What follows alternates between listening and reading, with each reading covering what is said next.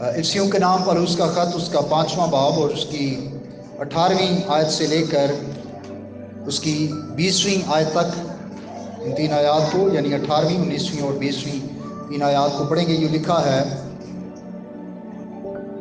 اور شراب میں متوالے نہ بنو، کیونکہ اس سے بد چلنی واقع ہوتی ہے، بلکہ روح سے معمور ہوتے جاؤ، اور آپس میں مزامیر اور گیت اور روحانی غزلیں گایا کرو، اور دل سے خداوند کے لیے گاتے بجاتے رہا کرو، اور سب باتوں میں ہمارے خداوند یسوع مسیح کے نام سے ہمیشہ خدا باپ کا شکر کرتے رہو۔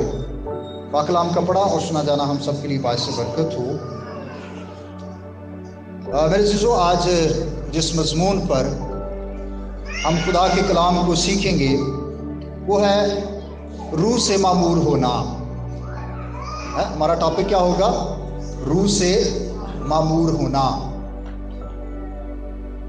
ہر ایک ایماندار جو خدا کے بیٹے یسوع مسیح پر ایمان رکھتا اور اسے شخصی طور پر اپنا نجات دہندہ قبول کر لیتا ہے، نہ صرف اس کو گناہوں کی معافی حاصل ہوتی ہے، نہ صرف وہ خدا کا فرزند بن جاتا ہے، بلکہ اس کو ایمان میں اور پاکیزگی میں گروتھ کرنے کے لیے خدا کا پاک روح دیا جاتا ہے، جو ہر روز اس کی تقدیس کرتا ہے۔ میں نے پچھلے دنوں پاکیزگی کے حوالے سے خدا کے کلام میں سے آپ کو سکھایا۔ خدا کے کلام کے مطابق جو پاکیزگی ہے وہ ہمیں اس وقت حاصل ہو جاتی ہے جب ہم خداوند یسوع مسیح کو اپنا نجات دہندہ مانتے ہیں، جب ہم اس پر ایمان لے آتے ہیں۔ لیکن ایک پاکیزگی ہے جس کا عمل مسلسل ہماری زندگی میں جاری رہتا ہے۔ جو پاکیزگی ہمیں یسوع مسیح کے وسیلہ سے مل جاتی ہے، فوراً اس کو قبول کرنے سے وہ پاکیزگی ہمیں آسمان کی بادشاہی میں داخل کرتی ہے۔ لیکن چونکہ ہم اس جسم میں ہیں اور اس جسم میں رہتے ہوئے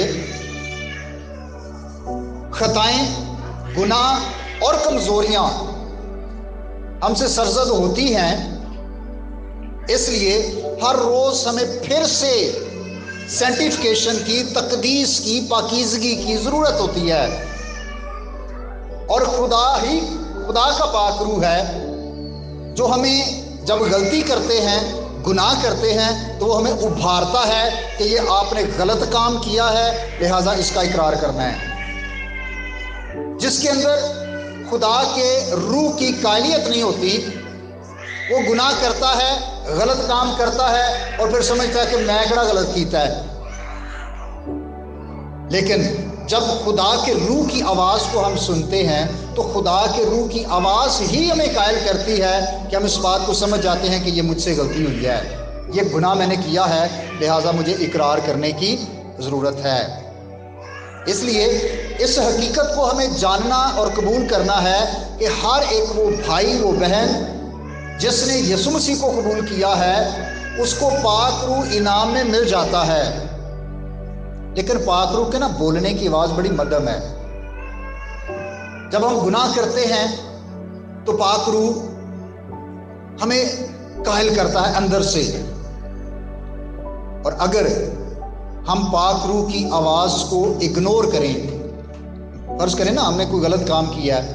اب میں پچھلے دنوں ایک ٹیچر سے سن رہا تھا، وہ کہتے ہیں کہ میں کسی جگہ پر سکھانے کے لیے گیا تو میں نے پاسٹر سے پوچھا کہ کیا آپ گناہ کرتے ہیں؟ اس نے کہا نہیں، میں تو گناہ نہیں کرتا۔ اس نے کہا اچھا، کبھی بھی نہیں کرتے؟ وہ کہتے ہیں میں کبھی بھی نہیں کرتا۔ اس نے کہا اچھا، کیا آپ کبھی اپنی بیوی سے خفا ہوئے ہیں؟ وہ کہتے ہیں ہاں، یہ تو ہر گھر کی بات ہے۔ وہ کہتے ہیں کیا کبھی آپ نے اپنے بچوں پر بے جا غصہ کیا ہے؟ وہ کہتے ہیں ہاں، میں تو باپ ہوں، میرا حق ہے۔ وہ کہتے ہیں کبھی کسی کی کلیسیا میں کسی کی غلط یا ناجائز بات پر آپ کو غصہ آتا اور آپ کا دل کرتا ہے کہ آپ اسے وہ صحیح ٹھیک ٹھاک سنائیں، اسے کہتا ہے ہاں ظاہر ہے فطری بات ہے. تو کہتے ہیں بھائی یہ گناہ ہے جو ہم سوچ کے ذریعہ سے کرتے ہیں یا ہم بول کے کرتے ہیں. تو یاد رکھیے گا کہ جب تک ہم اس جسم میں ہیں ہم سے گناہ، خطائیں اور غلطیاں ہوتی رہتی ہیں، اور ہمیں پھر سے پاک ہونے کی ضرورت ہوتی ہے. اور خدا کا پاک روح ہی ہے جو ہمیں احساس دلاتا رہتا ہے. لیکن اگر ہم اگنور کریں تو میں نے آپ کو پہلے بتایا پاک روح کی جو قائل کرنے کی جو آواز ہے نا، یہ بڑی مدھم ہے. اگر ہم اگنور کریں تو وہ مزید مدھم ہو جاتی ہے، وہ پھر مزید مدھم ہو جاتی ہے. اور ایک وقت آتا ہے کہ یہ پوزیشن بن جاتی ہے کہ وہ بولتا ہے لیکن ہم اس کو سن نہیں پاتے، کیونکہ ہم نے مسلسل پاک روح کی آواز کو اگنور کیا ہے. وہ اب دیکھیں، آپ نے ایک دیکھا ہوگا وہ جھولا سا ہوتا ہے، وہ ٹرین سی الیکٹرک، اس کو کیا کہتے ہیں جو بڑی سپیڈ سے ایسے جاتا ہے پھر ایسے رولر کوسٹر کچھ ایسے کہتے ہیں اس کو. وہ کچھ ایسے ہوتے ہیں کہ وہ اوپر جاتے ہیں اور پھر کیا ہوتا ہے اوپر جا کر ایک دم نیچے آ جاتے ہیں. کچھ ایسے ہوتے ہیں جو ایسے گھومتے ہیں لیکن بالکل سلو وہ نیچے آتے ہیں. جو روحانی زندگی ہے نا، یہ رولر کوسٹر کی طرح نہیں ہے کہ اوپر گئی ایک دم اور ایک دم نیچے. نہیں، ہم آہستہ آہستہ روحانی طور پر کمزور ہوتے ہیں. ایک غلطی کی پھر ہم کہتے ہیں چلے خیر ہے کوئی بات نہیں، پھر دوسری کی ہم سمجھتے ہیں کوئی بات، پھر ہم آہستہ آہستہ روحانی طور پر نیچے آتے ہیں. روحانی طور پر گرنے کا عمل ایک دم نیچے نہیں ہوتا، یہ ایسے گھومتا ہے بالکل، ہمیں پتہ بھی نہیں چلتا اور ہم آہستہ آہستہ روحانی طور پر نیچے کی طرف جا رہے ہوتے ہیں. جب پولس رسول نے افسس کی کلیسیا کو خط لکھا تو ان کو بتاتا ہے کہ بیسیکلی پہلے ہم تھے کیا، ہم ہیں، بن کیا گئے ہیں. اور دوسرے باب میں اگر آپ دیکھیں، دوسرے باب کی پہلی آیت میں تو وہ کہتا ہے کہ اس نے تمہیں بھی زندہ کیا جو اپنے قصوروں اور گناہوں کے سبب سے مردہ تھے لفظ آ گیا نا، ماضی کی بات ہے. تو ماضی میں کیا تھے، کیا لفظ لکھا ہوا ہے؟ گناہوں کے سبب سے مردہ تھے. اور دوسری آیت میں کہتا ہے کہ جن میں تم پیشتر دنیا کی روش پر چلتے تھے، دنیا کے طور طریقے پر، جو دنیا کا طریقہ ہے، جو دنیا کا طرز عمل ہے اس پر چلتے تھے. اور پھر ہوا کی عملداری کے حاکم یعنی اس روح کی پیروی کرتے تھے جو اب نافرمانی کے فرزندوں میں تاثیر کرتی ہے، یعنی ابلیس کی پیروی کرتے تھے. اور تیسری آیت میں لکھا ہے کہ جسم کی خواہشوں کے مطابق زندگی گزارتے تھے. اور آخری حصے میں لکھا ہے کہ غضب کے فرزند تھے، یعنی مردہ تھے، ابلیس کی پیروی کرتے تھے اور جسم کی خواہشوں کے مطابق زندگی گزارتے تھے، اس لیے کیا تھے؟ غضب کے فرزند. اور چوتھی آیت بڑی خاص ہے، اس کو ذرا دیکھیے گا، سنیے گا. لکھا ہے مگر مردہ تھے، ابلیس کی پیروی کرتے تھے، جسم کے مطابق زندگی گزارتے تھے، غضب کے فرزند تھے، مگر اب اس کی الٹ بات ہے.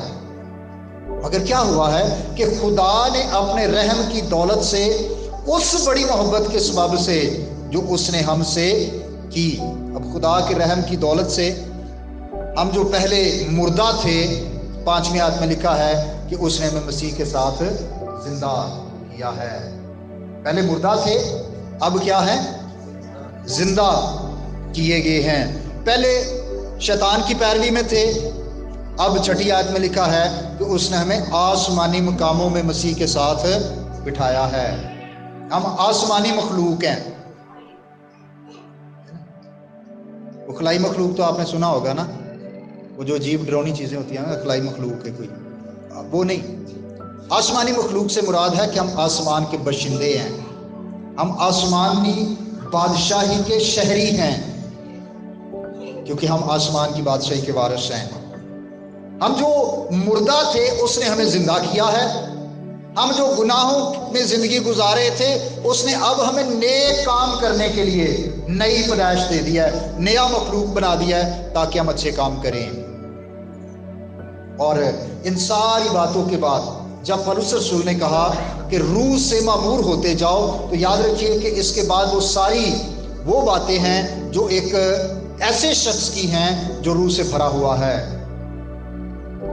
اب روح کے متعلق بہت ساری غلط فہمیاں بھی ہیں، مسکنسپشن بھی ہے ہمارے معاشرے میں، اور یہاں پر عام طور پر جو شخص روح القدس کی چند ایک نعمتوں کا اظہار کرتا ہے بالخصوص غیر زبان کا، لوگ سمجھتے ہیں کہ صرف یہ وہ شخص ہے جس کے پاس خدا کا پاک روح ہے، اور اگر کسی کے پاس روح القدس کی یہ والی نعمت نہیں ہے بلکہ کوئی اور ہے، روح کی تو اور بھی نعمتیں ہیں، روح کا اور بھی پھل ہے، تو اگر کوئی یہ سوچتا ہے کہ کوئی اور نعمت تو ہے اس کے پاس لیکن غیر زبان نہیں ہے، اس لہٰذا اس کے پاس پاک روح نہیں ہے، تو یہ ایک غلط تعلیم ہے جو ہمارے معاشرے میں بہت پھیل چکی ہے۔ اب یہ نہیں کہ یہ پھیل رہی ہے، یہ پھیل چکی ہے۔ ہر دوسرے تیسرے شخص کا یہی خیال ہے کہ اگر کوئی غیر زبان بولتا ہے تو اس کے اندر پاک روح ہے۔ یہ بائبل کی تعلیم نہیں ہے۔ بائبل کی تعلیم یہ ہے کہ خدا کے پاک روح کی مرضی ہے کہ وہ جس کو جو چاہتا ہے بانٹتا ہے۔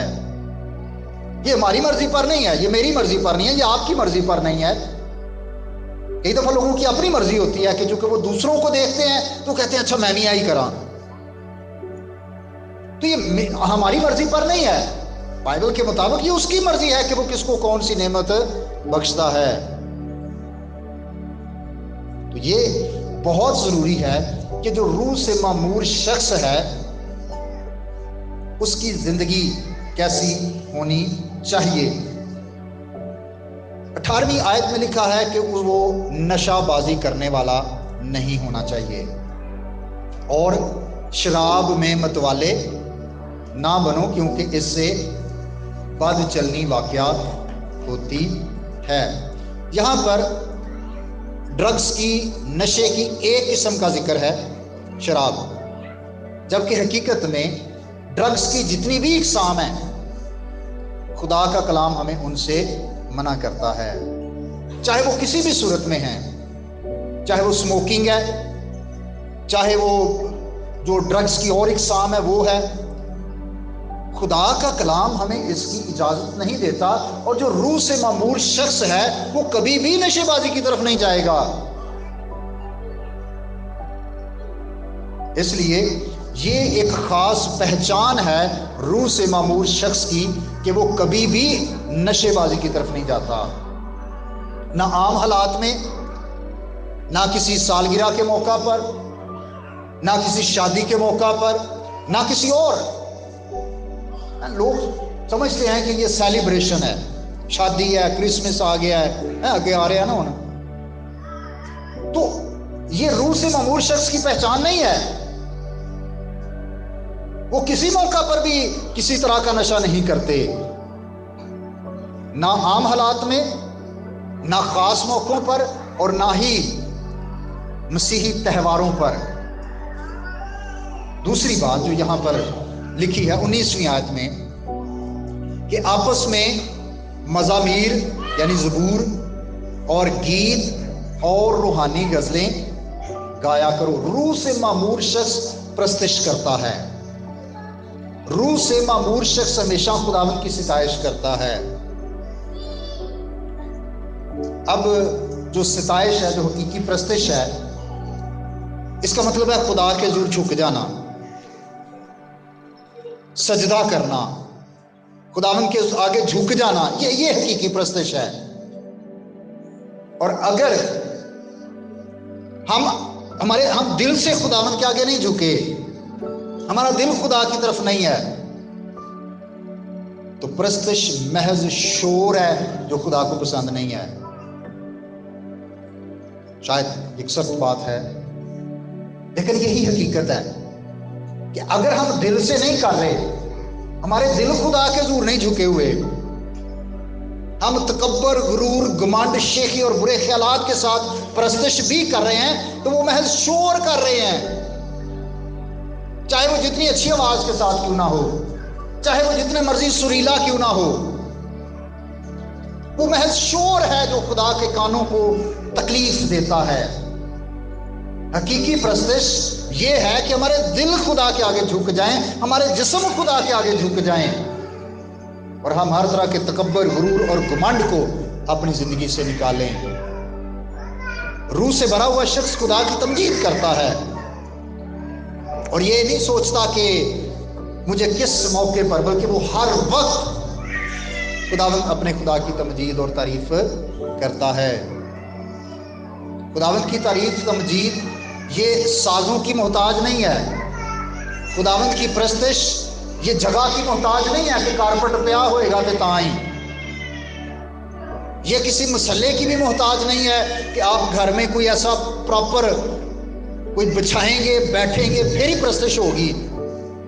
یہ تو کنیکشن ہے جو دل سے آپ خدا کے ساتھ بناتے ہیں۔ ہو کہ یہ ساری چیزیں، چاہے ہمارے پاس اچھے ساز ہوں، اچھی جگہ ہو بیٹھنے کے لیے، اچھا ہم ایک مخصوص جگہ کو سلیکٹ کر لیتے ہیں گھر میں یا کلیسیا میں یا برادری میں یا اپنے کمرے کے کسی کونے کو، اگر ہم ایک جگہ کو کرتے ہیں تو یہ اچھی بات ہے، میں ہرگز اس کے خلاف نہیں ہوں، لیکن حقیقی پرستش آپ کا کنیکشن ہے جو آپ دل سے خدا ان کے ساتھ جوڑتے ہیں۔ اور اگر وہ کنیکشن نہیں جڑا ہوا، یہ ساؤنڈ سسٹم چل رہا ہے، پیچھے سے کنیکشن نکال دیں، نہیں چلے گا۔ آپ کا کنیکشن اگر خدا کے ساتھ نہیں ہے تو بے شک آپ جتنے مرضی اچھے آواز کے ساتھ گا لیں، وہ محض شور ہے، اور شور خدا کو پسند نہیں ہے۔ شاید وہ دنیا کو اچھا لگے کہ اس نے بڑا اچھا گایا ہے، شاید لوگ بڑے محظوظ ہوں کہ وہ بڑی گال ہے، بڑا مزہ ہے، بڑی اچھی پرستش ہوئی ہے، لیکن خدا کو وہ پسند نہیں ہے اگر دل خدا کے ساتھ جڑے ہوئے نہیں ہیں، اگر ہم جھکے ہوئے نہیں ہیں۔ اور پھر اسی آیت کا جو اگلا حصہ ہے وہ یہی بات ہے کہ دل سے بجائیں۔ ہمارا بجانا یہ لوگوں کو دکھانے کے لیے نہیں ہونا چاہیے، ہمارا گانا لوگوں کو دکھانے کے لیے نہیں ہونا چاہیے، لوگوں کو امپریس کرنے کے لیے نہیں ہمیں کرنا، اور نہ ہی ہمیں کبھی بائی فورس یا مجبوری کے تحت بھی نہیں، بلکہ دل سے، دلی خوشی کے ساتھ ہمیں خداوند اپنے خدا کی ستائش کرنی ہے۔ اس لیے میں ہمیشہ یہ کہتا ہوں کہ پرستش کرنا صرف چند لوگوں کا کام نہیں ہے کلیسیا میں، یہ ہم سب کی ذمہ داری ہے، یہ ہم سب پر فرض ہے، یہ ہمیں حکم دیا گیا ہے کہ اگر ہم روح سے معمور زندگی گزارنا چاہتے ہیں تو ضرور ہے کہ ہم خداوند اپنے خدا کی ستائش دلی خوشی کے ساتھ کرنے والے ہوں، اور یہ انسانوں کے لیے نہیں، خداوند کے لیے۔ اگر کوئی کلیسیا میں یہاں پر یا کسی بھی جگہ پر کوئی بھائی کوئی بہن گاتا ہے بجاتا ہے تو وہ نہ تو اپنے اوپر کوئی احسان ہے، نہ وہ چرچ لیڈرشپ پر کوئی احسان ہے، نہ ہی لوگوں پر کوئی احسان ہے۔ کس کے لیے کر رہے ہیں؟ خداوند کے لیے گاتے بجاتے۔ کیا لکھا ہوا؟ گاتے بجاتے رہا کرو۔ مطلب یہ ہے کہ ایک کنٹینیو رہنے والا پروسیس ہے، ایک مسلسل کرنے والا کام ہے، یہ صرف اتوار کے اتوار کرنے والا کام نہیں ہے، یا مہینے بعد کرنے والا کام نہیں ہے، یا ہم نے کسی کوئی سال میں کوئی ایک بڑی کنونشن اٹینڈ کر لی، ہم سمجھے بڑا مارکا مار لیا، سال میں ایک دفعہ ہم کسی جگہ سے ہوئے ہیں تو بڑی بات ہے، نہیں، یہ ایک مسلسل کرنے والا کام ہے۔ سو روح سے معمور جو شخص ہے اس کے لیے ضروری ہے کہ وہ خداوند کی ستائش پرستش اس طور سے کرے جو خدا کے معیار اور اس کی خدائی کے لائق ہے، اور وہ یہی ہے کہ ہمارے دل خداوند کے حضور جھکے ہوں، ہمارے جسم خداوند کے حضور جھکے ہوں، ہر طرح کے تکبر، غرور اور گھمنڈ کو زندگی سے نکال کے عاجزی اور فروتنی کے ساتھ خداوند کے سامنے آنا، یہ روح سے معمور شخص کی پہچان ہے۔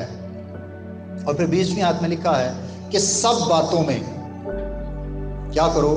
ہمارے خداوند یسوع مسیح کے نام سے ہمیشہ خدا باپ کا شکر کرتے رہو۔ سب باتوں میں شکر کرنا ہے۔ اب سب باتوں سے مراد، ہم شکر کرتے ہیں اگر کامیاب ہوں، اگر ہم ناکام ہوں ہم شکر کرتے ہیں۔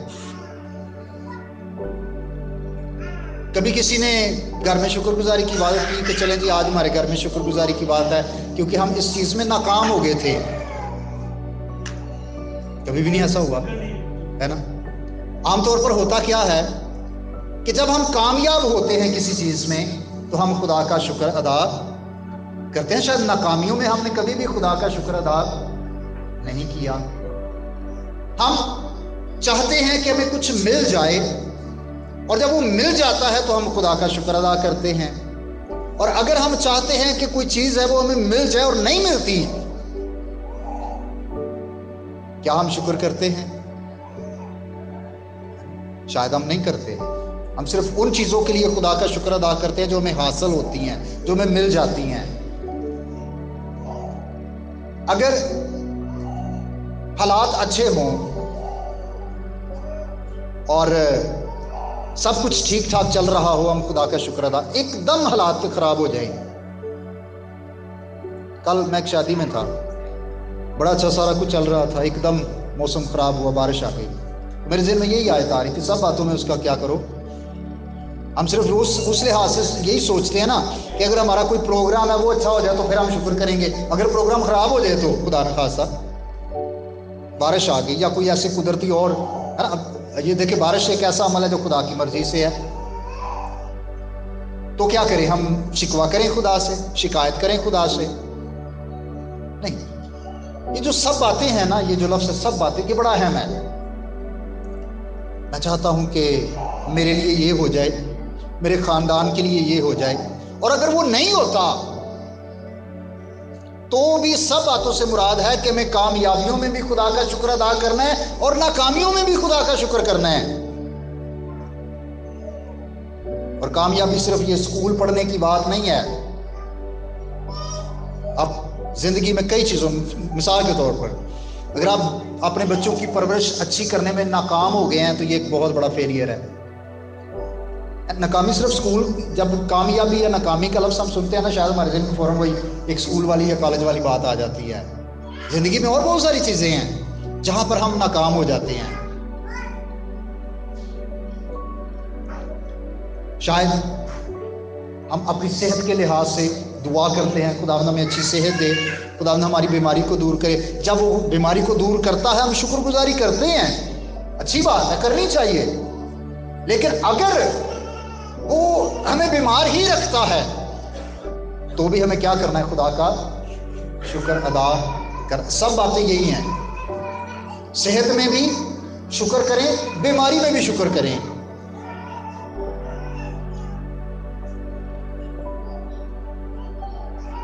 कई दफ़ा होता ये है, हमारे ख़ानदान के कुछ लोग, एक दो, या हमारे वालिदैन, या हमारा कोई भाई, या हमारे बहन, या हमारे बच्चों में से कोई खुदा के पास चला जाता है।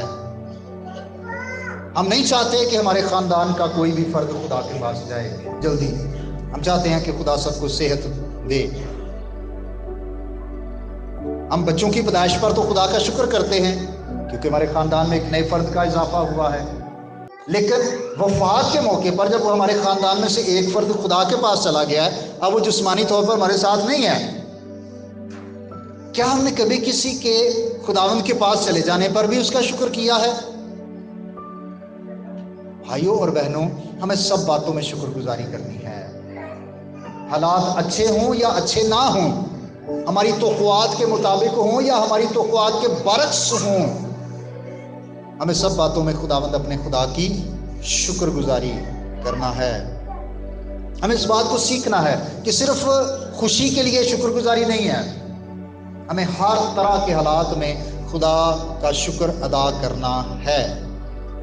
क्यों? क्योंकि जो रूह से भरा हुआ शख्स है वो ये जानता है कि अगर खुदा की ये मर्जी है कि मैं इस बीमारी में से गुजरूं तो वो उस बीमारी के लिए भी खुदा का शुक्र अदा करता है। रूह से भरा हुआ शख्स इस बात से वाकिफ है कि अगर खुदा किसी मुसीबत में से मुझे गुजारता है तो वो मेरे ईमान को और पुख्ता करना चाहता है। अगर खुदा मुझे किसी जगह पर नाकाम होने देता है तो खुदा मुझे उसके जरिया से कुछ सिखाना चाहता है। हर एक बात में खुदा का मकसद है। अगर वो हमें खुशी देता है उसका मकसद है, अगर वो हमें किसी जगह पर दुख देता है, गम देता है, नाकाम कर देता है, या हम अपनी ही किसी वजह से नाकाम रह जाते हैं तो उसके पीछे खुदा का मकसद ये है कि हम उससे सीखें। और हर बात में खुदावंद अपने खुदा का शुक्र अदा करें। ये रूह से भरे हुए शख्स की पहचान है। पौलुस रसूल की जिंदगी में भी हम देखते हैं कि वो खुद इस बात का बयान करता है कि मुकाशफों की ज्यादती के सबब से, इसका मतलब ये है कि पौलुस रसूल को खुदा ने इतना इल्म दिया, वो भेद उस पर ज़ाहिर किए, वो मुकाशफात उस पर ज़ाहिर किए जो शायद दूसरों के पास नहीं थे, इवन उनके पास भी नहीं थे जो जिस्मानी तौर पर यीशु मसीह के साथ 3-3.5 साल रहे। वो भेद शायद उन पर भी इतने नहीं खुले जितने पौलुस पर खुदा ने खोल दिए। तो कहते हैं कि मुकाशिफों की ज्यादती के सबब से, ज्यादा भेदों के जाहिर होने के सबब से खुदा ने क्या किया, अबलीस को इजाजत दे दी कि शैतान का एक कासद, एक कांटा मेरे जिस्म में चुभोया गया। उलमा कहते हैं कि वो जिस्मानी तौर पर किसी बीमारी का शिकार था। कुछ लोगों का ख्याल है कि पौलुस रसूल को मिर्गी के दौरे पड़ते थे। कुछ लोगों का ख्याल है कि वो उसकी जो बेनाई है, आईसाइट, वो कमजोर हो गई थी और उसकी आंखों से मुसलसल पानी बहता रहता था। वो कहते मैंने 3 बार इस बात के लिए खुदा से दुआ की कि ये बीमारी मुझसे जाती रहे। खुदा ने बीमारी को दूर नहीं किया, बल्कि खुदा ने एक खूबसूरत जवाब उसे दिया कि मेरा फजल तेरे लिए, बीमारी ठीक हो या ना हो, खुदा का फजल हमारे लिए काफी है। वो बरकतें, वो नेमतें, वो सहूलियात जो हम चाहते हैं कि हमें मिलें, अगर मिले तो उसका शुक्र है, अगर ना मिले उसका फजल हमें मिलता रहे, ये हमारे लिए काफी है। उसका फजल हम पर होना चाहिए, चीजें हो या ना हो, सेहत हो या ना हो, हमारे जो घर के अफराद हैं उनमें से कोई हमारे साथ हो या ना हो, हमारे वालिदैन हमारे साथ रहें या ना रहें, खुदा हमारे बच्चों में से अगर किसी को अपनी मर्जी से अपने पास बुला तो भी हम, उसका फजल हमारे लिए काफी है। और हमें बतौर मसीही हमेशा उसकी मर्जी को समझना और उसकी मर्जी के पूरे होने पर उसकी शुक्रगुजारी करना है। और ये शुक्रगुजारी खुदा बाप की है। वसीला कौन है? यीशु मसीह। यीशु मसीह के वसीला से हमारी शुक्रगुजारियां खुदा बाप को पसंद आती हैं। हमारी दरखास्तें भी यीशु मसीह के वसीला से बाप तक जाती हैं, हमारी शुक्रगुजारियां भी यीशु मसीह के वसीला से बाप तक पहुंचती हैं। इसलिए रूह से भरा हुआ शख्स कभी आपको बेचैन नजर नहीं आएगा। वो हमेशा हर तरह के हालात में मुतमिन जिंदगी गुजारता है। वो डिस्टर्ब हर वक्त बेचैन, बेकरार कि पता नहीं जिंदगी का क्या हो जाएगा, क्या बन जाएगा, नहीं। वो हर तरह के हालात में आपको खुश नजर आएगा, वो आपको मुतमिन नजर आएगा, क्योंकि उसे पता है कि खुदा मेरी जिंदगी के लिए एक मंसूबा रखता है और जो खुदा की मर्जी है वो मेरे लिए बेहतरीन है। शायद मैं गलत सोच सकता हूं, मैं गलत सोच सकती हूं, मेरे इरादे, मेरे मंसूबे, मेरी मर्जी में गुनाह या खता या कमजोरी हो सकती है, लेकिन जो खुदा का मंसूबा है मेरी जिंदगी के लिए वो बेहतरीन है। इसलिए वो नाकामी पर भी, वो नुकसान पर भी मुतमिन रहते हैं कि वो जानते हैं कि इसमें खुदा की मर्जी है। जिस भाई और बहनों, ये कितनी अच्छी खूबसूरत जिंदगी है और खुदा ये चाहता है कि हम में से हर एक शख्स रूह से मामूर जिंदगी गुजारे। अब रूहुल कुद्स तो हमारे पास है, जितने भी ईमानदार हैं वो इस बात पर पूरा ईमान रखें कि खुदा का पाक रूह उनको इनाम में दिया गया है। अगर कोई एक मखसूस नेमत उनके पास नहीं भी है तो भी हर एक बिलीवर के पास, हर एक ईमानदार के पास खुदा का पाक रूह है। शायद अब हम इग्नोर करते करते करते करते उस पोजीशन पर आ गए हैं कि अब पाक रूह की आवाज हम सुन नहीं पाते। जरूर है कि अब हम फिर से अपने रूहानी सफर को शुरू करें और हम ऊपर की तरफ रूहानी तौर पर बढ़ना शुरू हो जाएं। उसका तरीकाकार क्या है? रूहानी तौर पर हम कैसे फिर से उठ सकते हैं? भाइयों और बहनों, तरीकाकार ये है कि अपने गुनाह का इकरार करें। अगर हम अपने गुनाहों का इकरार करें तो वो हमें सारी नाराजगी से पाक करने, हमारे गुनाहों को मुआफ करने में सच्चा और आदल है। इकरार ही वो वाहिद तरीका है, इकरार ही वो वाहिद जरिया है कि हम फिर से बहाल हो सकते हैं और रूह से मामूर जिंदगी गुजार सकते हैं। और हर रोज हमें ये दुआ करनी चाहिए कि मैं रूह की हदायत से चलूं। बाइबल मुकद्दस में आपको रूह में चलने की टर्म देती है। रूह में चलना मतलब यह है कि रूह की मर्जी के मुताबिक हर रोज चलना। इसलिए रूहुल कुद्स जो पाक तस्लीस का तीसरा अकनूम है, वो हमें इनाम में दिया गया है। खुदा खुद हमारे अंदर रहता है पाक रूह की सूरत में। जरूर है हम अपने आप को देखें कि कहीं हम रूहानी तौर पर नीचे को तो नहीं चले गए। एक वक्त था हमारी रूहानी जिंदगी बड़ी अच्छी थी, लेकिन वक्त के साथ साथ आहिस्ता आहिस्ता हमें पता भी नहीं चला और हम नीचे चले गए, रूहानी तौर पर कमजोर हो गए। इकरार के जरिया से अब आप फिर से बहाल हो सकते हैं, अब फिर से आप रूहानी तौर पर ग्रोथ कर सकते हैं। इसलिए हर उस गुनाह का इकरार करें जिसको आज तक हमने नहीं माना। शायद कुछ गुनाहों को हम मान जाते हैं और कुछ को हम मानते ही नहीं हैं, क्योंकि हम उनको गुनाह नहीं समझते। हमें अपने हर एक गुनाह का इकरार करना है। और मैं कई दफा खुदा से कहता हूं, खुदावंद मेरे वो गुनाह भी मुआफ कर जो शायद मुझे याद भी नहीं है। हम भूल सकते हैं, हमने गलत काम किया, गुनाह किया, गलती की, शायद वो मैं भूल गया। हम सोचते हैं कि अब तो कोई याद ही नहीं है तो इकरार क्या करेंगे। एक ही इकरार ये भी हो सकता है, ऐसे ज़बूर में है ना, तू मेरे पोशीदा ऐबों से मुझे पाक कर। तो हमें ऐसी भी दुआ करनी चाहिए कि जो गुनाह मुझे याद भी नहीं है लेकिन मैंने किए हैं नादानी में, खुदावंद तू उनको भी मुआफ कर। मैं इकरार करता हूँ, मैं इकरार करती हूँ। तो इकरार हमें बहाल करता है।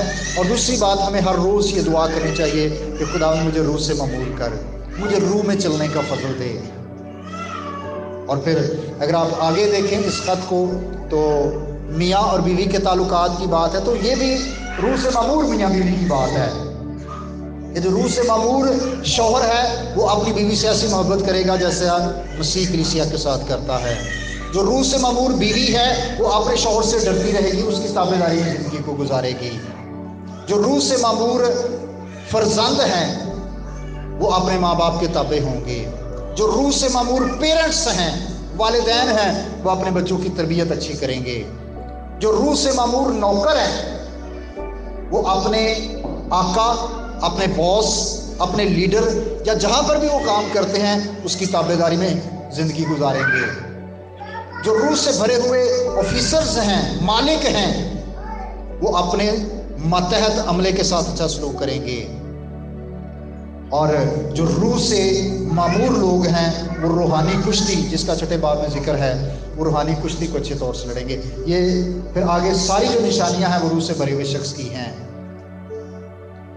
इसलिए इकरार करें और हर रोज़ ये दुआ करें कि खुदा मुझे रूह से भर दे और रूह के मुआफिक चलें, रूह की रहनुमाई में अपनी ज़िंदगी को गुजारें, ताकि हम और ज़्यादा रूहानी तौर पर मजबूत होते चले जाएं, हम उसके कद के अंदाजे तक पहुंच सकें। सो खुदा आज के इस पाक कलाम के वसीला से हम सबको कसरत की बरकत बख्शे।